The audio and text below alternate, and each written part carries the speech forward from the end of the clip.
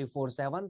तो अड्डा 24/7 का ये पहला बैच था जहां पर गेट के स्टूडेंट्स के लिए प्रिपरेशन करवाना स्टार्ट किया था। और अड्डा 24/7 की टीम ने जो भी अड्डा 24/7 के मेंबर्स थे, हमारे फैमिली मेंबर, हमारे स्टूडेंट, जिनका सबसे महत्वपूर्ण रोल होता है, उनको अपने तरीके से, बहुत अच्छी तरीके से जितना प्रिपेयर करवाना चाहिए, जिस लेवल तक करवाना चाहिए, करवाया। और इस बार पहले ही बैच में अड्डा 24/7 के स्टूडेंट्स ने गेट के रिजल्ट में झंडे गाड़े हैं। तो आज हमारे साथ जुड़े हुए हैं सुरजीत रविदास, आप पीछे नाम देख पा रहे होंगे, और इनका जो रैंक है वो इलेक्ट्रॉनिक्स एंड कम्युनिकेशन में इस बार आया है 87। तो सुरजीत, थोड़ा सा काफी कुछ सर्कमस्टेंसेस ऐसी रही होंगी यहां से, मतलब ओवरऑल जो स्टूडेंट्स हैं यहाँ पर इस सेशन को रखने के पीछे मेरा मकसद यह है कि कुछ सर्कमस्टेंसेस होती हैं स्टूडेंट्स के सामने, और उन सर्कमस्टेंसेस के बाद वो हार मान जाते हैं और सोचते हैं कि यार हमें तो ये प्रॉब्लम्स हो रही हैं, हम कैसे कर पाएंगे। सुरजीत इस बीच में अपनी प्रिपरेशन के साथ जॉब भी कर रहे थे। आप में से कई स्टूडेंट्स ऐसे होंगे जो आईटी फील्ड में जॉब कर रहे होते हैं और वहां पर जॉब सेटिस्फाइड ना होने की वजह से फिर सोच रहे होते हैं प्रिपरेशन कैसे करें, या फिर अदर फील्ड्स में भी जॉब कर रहे होते हैं बट वहां पे जॉब सेटिस्फेक्शन ना होने की वजह से सोच रहे होते हैं गेट का प्रिपरेशन करके पीएसयूज में या फिर किसी अच्छी अपॉर्चुनिटी एमटेक करके और अच्छे जगह पर पहुंच जाएं, अच्छे प्लेसमेंट के साथ सोच रहे होते हैं। लेकिन वहां पर एक प्रॉब्लम जो माइंड के अंदर घूमती रहती है वो ये घूमती रहती है कि जॉब के साथ कैसे प्रिपरेशन करें। तो भाई हमारे साथ एक बंदे ऐसे जुड़े हुए हैं जिन्होंने जॉब के साथ प्रिपरेशन करके ही 87 रैंक प्राप्त किया है इस बार गेट 2023 में इलेक्ट्रॉनिक्स एंड कम्युनिकेशन सिस्टम्स में। तो आई वेलकम सुरजीत, कॉन्ग्रेचुलेशन सबसे पहले तो कि इस बार आपने गेट में अंडर 2 डिजिट रैंक लेकर के आया, और ये एक बहुत बड़ा सपना होता है कि अंडर 2 डिजिट रैंक गेट जैसा टीयर 1 का जो एग्जाम है जहां पे कंपटीशन बहुत ज्यादा होता है, और इलेक्ट्रॉनिक्स एंड कम्युनिकेशन में तो वैसे भी पेपर के लेवल जो होते हैं वो अच्छा लेवल का आया था और अच्छे लेवल के आते हैं। तो Surjeet, congratulation first of all, कैसा फील कर रहे हो अंडर 100 रैंक लेकर के आके? Thank you, sir. Thank you, sir. Thank you to the Gate Cadre 24/7 for giving me this opportunity to share my view. Yes, sir. Definitely, मतलब एक अच्छा फील हो रहा है। मतलब 2 साल से बहुत तैयारी कर रहा था। First time I also last year also appeared. At that time my rank was 821 all India rank. फिर लास्ट ईयर से ही उसके बाद मैं एक जॉब लिया था। फिर उसके साथ साथ ही मैं प्रिपरेशन कर रहा था क्योंकि एक्चुअली मेरे को हायर स्टडी के लिए करना था। तो आई थॉट कि why should not take again second attempt. उसके लिए मैंने फिर से एक बार गेट लिखा था और ये रैंक आया था सर। अच्छा सुरजीत, एक बात क्लियर करेंगे, लास्ट ईयर आपका फर्स्ट अटेम्प्ट था वो कॉलेज के साथ था या ड्रॉप करने किया था लास्ट ईयर भी आपने? ना सर, एक्चुअली मैं 2021 पे पास आउट हूँ। तो हम्म। उस साल पे ही मैंने प्रिपरेशन लेना स्टार्ट किया था। तो 2022 पे मेरा फर्स्ट अटेम्प्ट था। मतलब अच्छा वो अच्छा, एक साल ड्रॉप लेके एक्चुअली। ड्रॉप लेकर के किया था। और हाँ, लास्ट ईयर एग्जैक्टली। आपका रैंक कितना रहा था? रैंक था सर 821 जनरल। 821। सो 821 रैंक लाना भी एक बड़ी बात होती है, अंडर 1000 रैंक आपका आया। तो यस आपने सर। वहां से ही स्टार्ट कर दिया था। और देखो ऐसा होता है कि एक्सपेक्टेशंस जो है कई बार पूरी नहीं हो पाती हैं, तो डेफिनेटली आपका एक्सपेक्टेशन होगा कि भाई मेरे को जो रैंक लेकर के आना है वो गेट का रैंक ऐसा लेकर के आना है कि अगर हायर स्टडीज करूं तो अच्छे इंस्टीट्यूट से ही करूं, ओल्ड आईआईटीज में एग्जैक्टली। अच्छे स्पेसिफिकेशन से करूं। तो वापस से आपने स्टेप उठाया। तो स्टूडेंट्स लोग जो अभी व्यूअर्स यहाँ पर देख रहे हैं, वो उनके लिए यहाँ पर सोचने वाली और समझने वाली और मोटिवेशन वाली बात है कि अगर आप ठान के रखे हो तो कई बार होता है कि आपने पूरे एफर्ट्स लगाए लेकिन उन एफर्ट्स के हिसाब से एक्सपेक्टेशंस के साथ आपको रिजल्ट नहीं मिल पाया। लेकिन जो सोच आपने दिमाग में डाल रखी है, जो सोच के आपने स्टार्ट किया है, उसको क्विट करने से पहले उस सोच के साथ आगे बढ़ना चाहिए। हो सकता है एक बार में सक्सेसफुल ना हो पाए, अगली बार डेफिनेटली सक्सेसफुल हो पाए। तो सुरजीत, फिर उसके बाद आपने वापस से 22 अटेम्प्ट करने के बाद गेट 23 के लिए प्रिपरेशन करना स्टार्ट किया। तो यस सर। थोड़ा सा एक बार पहले तो ये बता दें क्योंकि यहाँ पर व्यूअर्स लोग ये भी जानना चाहते होंगे कि सुरजीत कौन सा इलाके से बिलोंग करते हैं, यस बीटेक सर। आपने कहाँ से किया है, वो सब थोड़ा सा एक बार ब्रीफ में अपना अपना थोड़ा फैमिली के बारे में और अपना जो पर्सनल है वो थोड़ा सा 1 मिनट में ब्रीफ करें। Yes sir. एक्चुअली सर मैं कोलकाता से हूँ, वेस्ट बंगाल। मेरा हम्म 2021 पे मेरा पास आउट हूँ। हम्म मैं एक्चुअली यहाँ पे प्राइवेट कॉलेज से पढ़ता था कोलकाता पे इधर से। तो हम्म उसके बाद मेरा फर्स्ट अटेम्प्ट था 22 पे। फिर उसके बाद मेरा कुछ फैमिली इशू था, for that's why I am looking for a job. तो उस साल मैं डेडिकेटेडली 1 साल के लिए प्रिपेयर कर सकता था घर बैठ के, जैसे आई हैव ऑलरेडी 22 पे किया था। बट उसके बाद मैं सोचा कि I have to support my family also, so for that within this GATE rank I applied some near about जो भी इधर पे है R&D वगैरह जो कंपनी से इधर पे किया था, माई गेट स्कोर के बेसिस पे ही किया था। फिर उसके बाद रिटर्न हुआ एंड इंटरव्यू हुआ। अभी मैं समीर पे as a research scientist post पे हूँ।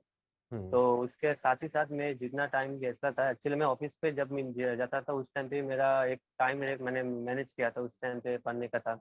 घर पे आके भी मैंने कुछ टाइम देता था पढ़ने के लिए।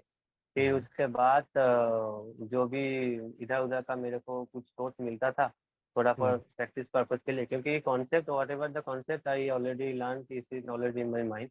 ऑल्सो इधर पे काम के लिए भी मेरे को थोड़ा बहुत दिन के लिए पढ़ना भी पड़ता था, बिकॉज वो मतलब R&D फील्ड है तो R&D वाला उसके था। ऊपर ही काम होता है एग्जैक्टली से।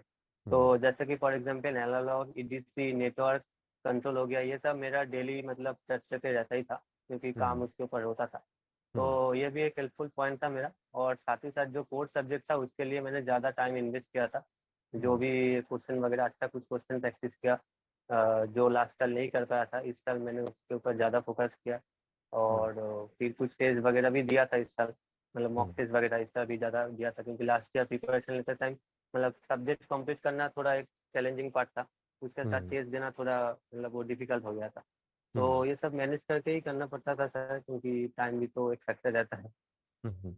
तो मतलब अल्टीमेटली। एक तो प्राइवेट वही इंजीनियरिंग होता था कॉलेज सर। से आपका सफर जो है बीटेक वाला जो है वो स्टार्ट हुआ और आपने वहां पर सोचा, और एक प्राइवेट इंजीनियरिंग कॉलेज के स्टूडेंट से अब आईआईटी तक पहुंचने का सफर, ये बहुत एकदम से चेंजेज आए। और डेफिनेटली आपने यहाँ जो पिछले 2 साल हैं उसके एक एक रात और एक एक दिन को काला कर दिया होगा, तब जाकर के सुनहरा जो अपॉर्चुनिटी है वो निकल करके आ रही है ना। तो प्राइवेट जी sir, engineering thank college you. वाले स्टूडेंट्स जनरली सोचने लगते हैं कि ये तो हमारे it is not cup of tea for us, है ना, ऐसा सोचते हैं। तो यस सर। उनको बिल्कुल ऐसे सोचने की जरूरत नहीं है। यहाँ जीते जाते एग्जाम्पल आपके सामने यहाँ पर हैं सुरजीत। और अभी डेफिनेटली 87 उनका रैंक आया, तो आईआईटीज मिल जाएंगी उनको। आईआईएससी बेंगलोर में भी इंटरव्यू के लिए कॉल आएगा और वहां पर भी अच्छे से परफॉर्म करेंगे। और आपका तो रिसर्च एंड डेवलपमेंट में 1 साल का काम चल ही रहा है, तो मुझे लगता है कि आपने वहाँ 1 साल में जो कुछ सीखा होगा उसको भी आप अगर किसी इंटरव्यू में बताएंगे तो डेफिनेटली आपको प्रेफरेंस दी जाएगी और आप आराम से क्लियर भी कर लेंगे। और अंडर अच्छा, इस बीच में जैसे मेरी और आपकी कन्वर्सेशन होती रहती थी, आप प्रिपरेशन कर रहे थे, मुझे यस याद सर। है कि मुझे पता भी नहीं था कि लास्ट ईयर भी जब 22 का आपने अटेम्प्ट किया था, तो आप मैं जिस जगह पर, जिस दूसरी जगह पर जिस इंस्टीट्यूट के साथ यस अटैच था सर। वहां यस पर सर। भी आप सेशंस ले रहे थे। जब उसके बाद यस फिर मैं अड्डा 24/7 को ज्वाइन किया, और फिर उसके बाद पहली बार मेरा और आपका कन्वर्सेशन जो है मतलब पर्सनल लेवल पर स्टार्ट हुआ, तब मुझे पता चला कि हाँ आपका लास्ट ईयर में 800 के आसपास जो है वो रैंक बन करके आया। और फिर मुझे लगा कि, यस सर। और आपके जो क्वेरीज भी आते थे, जो क्वेश्चंस भी आते थे, लाइक लाइव सेशंस में भी क्वेश्चंस करते थे, व्हाट्सएप पर भी आप क्वेश्चंस करते थे। और इस तरीके से ओरिएंटेशन रहता था कि हाँ जो है अब लाइक मुझे याद है एक अभी डीआरडीओ का एग्जाम भी आपका क्लियर हो चुका है ना सुरजीत, साइंटिस्ट वाला जो यस पोस्ट का सर। यस निकला हुआ था। सर। रिटर्न तो क्लियर देखो ये साइंटिस्ट बात डी मैं का। हर यस सेशन में बोलता हूँ, हर एक से बोलता हूँ कि एक बार आप एक लेवल तक जब प्रिपरेशन कर लेते हो ना, तो उसके बाद तो सारे एग्जाम लाइन लगा के क्लियर होने लग जाते हैं। और गेट का जो क्वेश्चन, गेट का जो सिलेबस और गेट का जो पैटर्न और लेवल ऑफ क्वेश्चंस होता है वो इस लेवल का होता है कि अगर आप गेट के लिए प्रिपेयर कर लेते हो फिर तो उसके बाद ये सारे एग्जाम्स जो हैं वो सारे क्लियर होने लगते हैं, जैसे सुरजीत ने भी क्लियर किए। अभी डीआरडीओ का भी रिटर्न एग्जाम क्लियर हो चुका है और नेक्स्ट मंथ में इंटरव्यू भी प्लान है ना सुरजीत। हाँ। Yes sir. लास्ट ईयर से also appear in BARC exam, BARC का ऑल्सो रिटर्न और इंटरव्यू क्लियर हुआ था, बेस्ड ऑन द अच्छा, जो सेम गेट नॉन गेट से प्रिपरेशन होता हुआ। है, जो नॉन गेट से होता है। Exactly sir, exactly. तो इस तो बार आपने बार्क का फिल किया है, इस बार तो गेट से ही आपको कॉल आ जाएगा। नहीं सर, बार्क पे इस बार नहीं अप्लाई किया। एक्चुअली सर बार्क पे ऐसा सीन था कि बार्क पे अप्लाई किया था, इंटरव्यू का मेरे को थोड़ा एक्सपीरियंस लेना था, बट बार्क पे ज्वाइन नहीं किया। एक तो पहला रीजन कुछ फैमिली इशू था, एंड हम्म। सेकेंड रीजन था कि सर मैं actually I want to stay in the electronics field, तो वो अच्छा। न्यूक्लियर फिजिक्स साइंटिस्ट फील्ड मतलब हाँ वो थोड़ा उसमें उसी मेरे में। को जाना नहीं था। एग्जैक्टली हम्म। एग्जैक्टली। हम्म। तो ये भी एक सेकेंड पॉइंट था, तो हम्म। इसलिए मैंने वो उधर पे ज्वाइन भी नहीं किया था। तो इधर पे समीर पे थोड़ा सा बहुत कोर के ऊपर काम होता है, RF के ऊपर, माइक्रोवेव के ऊपर। हम्म। तो आई वांट अच्छा। To hmm. Continue this thing. SAMEER के बारे में मैं स्टूडेंट्स लोग को बता दूं, जिन लोग को पता नहीं है, मैं एक सेशन भी लेकर के चुका हूँ, क्योंकि अभी समीर की वैकेंसीज भी आई हैं जिनमें गेट से जो स्टूडेंट्स अभी गेट का एग्जाम देकर के आए उनमें कुछ पार्ट जो आउट ऑफ 200 मार्क्स रहेगा, उसमें से कुछ पार्ट आपका गेट का जो रिजल्ट है, आपकी 10th की 12th की बीटेक की क्वालिफिकेशंस के भी कुछ कुछ मार्क्स, और मेजर पार्ट जो उसका खुद से सेल्फ एग्जाम होने वाला है अभी समीर का और इंटरव्यू का रहेगा। तो समीर की वैकेंसी निकली हुई है और समीर के लिए भी आप फिल कर सकते हैं, जो अभी गेट में उतना अच्छा नहीं कर पाए लेकिन एक लेवल तक पढ़ चुके हैं, तो उस सारे लेवल को आप अप्लाई कर दीजिए। समीर का एग्जाम होने वाला है, उसका जो नोटिफिकेशन है उसमें साफ साफ सिंपल शब्दों में लिखा हुआ है कि जो पैटर्न रहेगा, जो सिलेबस रहेगा वो गेट का ही रहेगा। तो समीर की नोटिफिकेशन भी देख लीजिएगा और उसको फिल करिएगा।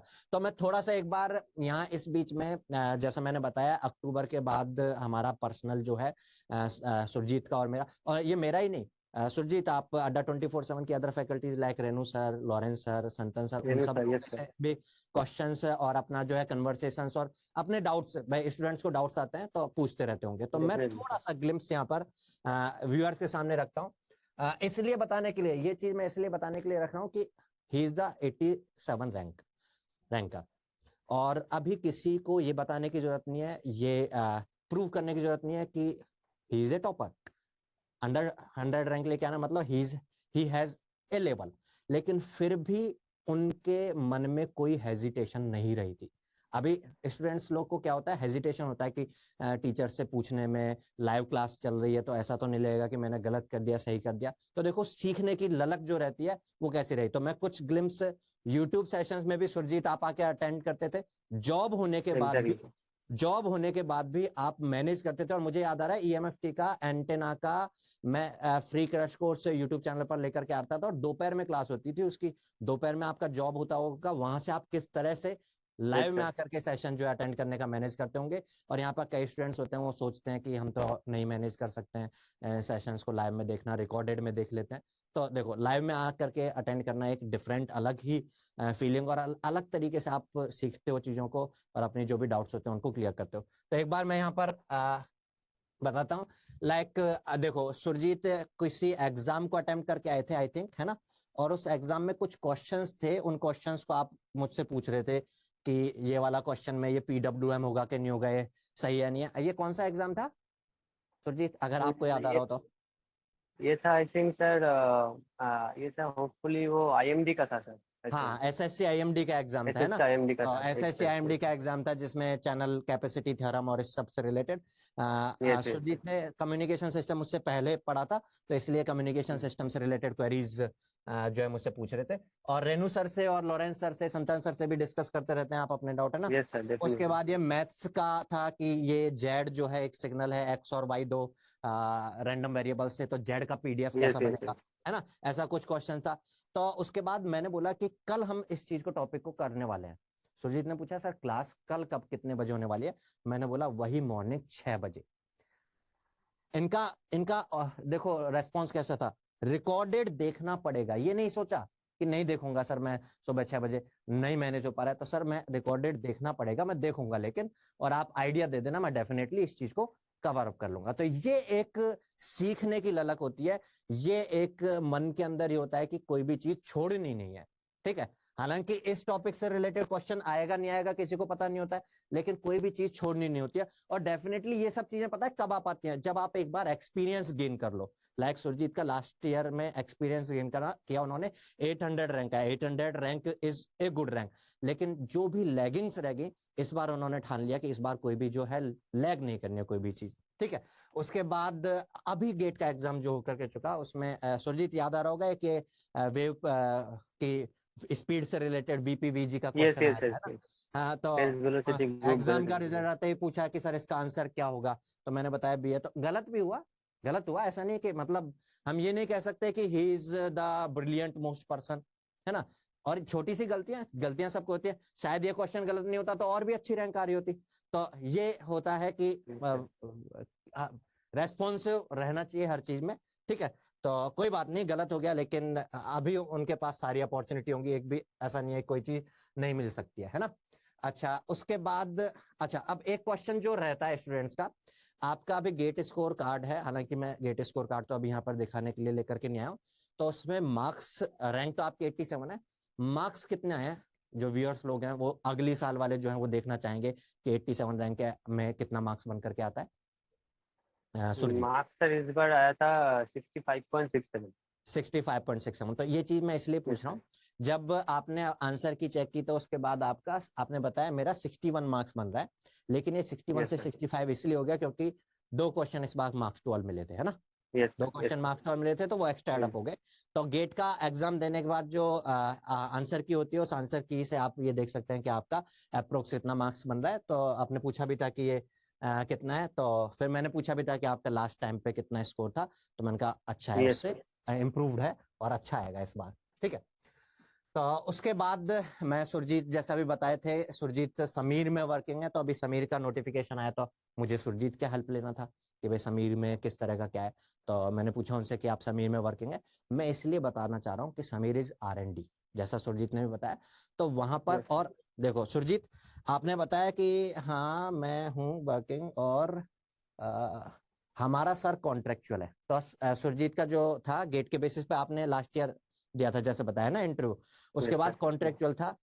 अब देखो, अब देखिएगा, बाकी जो लोग व्यूअर्स हैं वो देखिएगा, जब आप एक कॉन्ट्रेक्चुअल जॉब कर रहे होते हो जहां पर आपका पूरा माइंड जो है वो अप्लाई करना है R&D में, उसके बाद एक प्रेशर भी होता है कि जब कॉन्ट्रेक्चुअल जॉब होती है तो एक प्रेशर ये होता है कि एक सिक्योरिटी नहीं है, जॉब सिक्योरिटी नहीं है।